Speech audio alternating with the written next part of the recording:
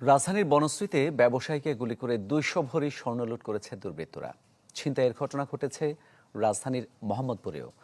আইনশৃঙ্খলার এমন পরিস্থিতিতে রাতে ঢাকা বিশ্ববিদ্যালয়ে স্বরাষ্ট্র উপদেষ্টার পদত্যাগ দাবিতে মিছিল করেন শিক্ষার্থীরা। পরে গভীর রাতেই সংবাদ সম্মেলন করেন স্বরাষ্ট্র উপদেষ্টা। অভিযোগ করেন দেশকে অস্থিতিশীলের চেষ্টা করছে আওয়ামী লীগের দোসররা। রবিবার রাত 10:30টার কিছুটা পরে রাজধানীর বনশ্রীতে এভাবেই এক ব্যক্তিকে ঘিরে ধরে 3টি মোটরসাইকেলে করে আসা দুর্বৃত্তরা গুলি করে ও কুপিয়ে ছিনিয়ে নিয়ে যায় তার সাথে থাকা সবকিছু। আহত ওই ব্যক্তির নাম আনোয়ার হোসেন, পেশায় জুয়েলারি ব্যবসায়ী। তার স্বজনরা জানান, ব্যবসা প্রতিষ্ঠান অলংকার জুয়েলার্স বন্ধ করে ফেরার পথে ছিনতাইকারীর কবলে পড়েন তিনি। এই যে তার 200 ভরি স্বর্ণ নিয়ে গেল, তার 1 লাখ টাকা নিয়ে গেল, তার সারা জীবনের সঞ্চয়। কোটি মানুষের আস্থার ভালোবাসায় 11 বারের মতো দেশের 1 নম্বর রেফ্রিজারেটর ব্র্যান্ড ওয়ালটন। সে তার ছেলে মেয়ে এখন রাস্তা বসে যাবে। ছিনতাইয়ের ঘটনা ঘটেছে রাজধানীর মোহাম্মদপুরের টাউন হল এলাকাতেও।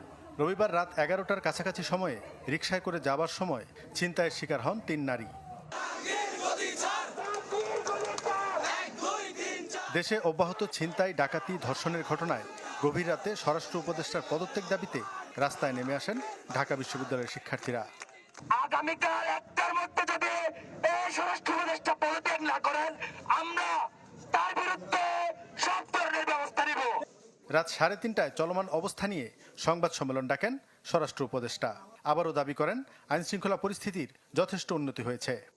যেহেতু তারা প্রচুর টাকা দেশ থেকে স্থানান্তর করেছে, ওই টাকা তারা এখন ব্যবহার করতেছে। এই টাকা ব্যবহার করে দেশকে একটা অস্থিতিশীল পরিস্থিতি করার চেষ্টা করতেছে।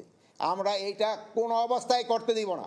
যারা এই কাজগুলি করতেছে তাদের আমি ঘুম হারাম করে দিব এবং তারা কোথাও কোনো স্থান পাবে না। পদত্যাগের দাবি প্রসঙ্গে বলেন, যে কারণে শিক্ষার্থীদের এই দাবি তা পূরণ করতে পারলে পদত্যাগের প্রশ্ন ওঠে না। তারা আমার যেই কারণে পদত্যাগ করতে বলে, ওই কারণগুলি যদি আমি উন্নতি করে নিতে পারি তো তার কোনো পদত্যাগের প্রশ্ন না। জোনায়েদ খান, চ্যানেল 24, ঢাকা।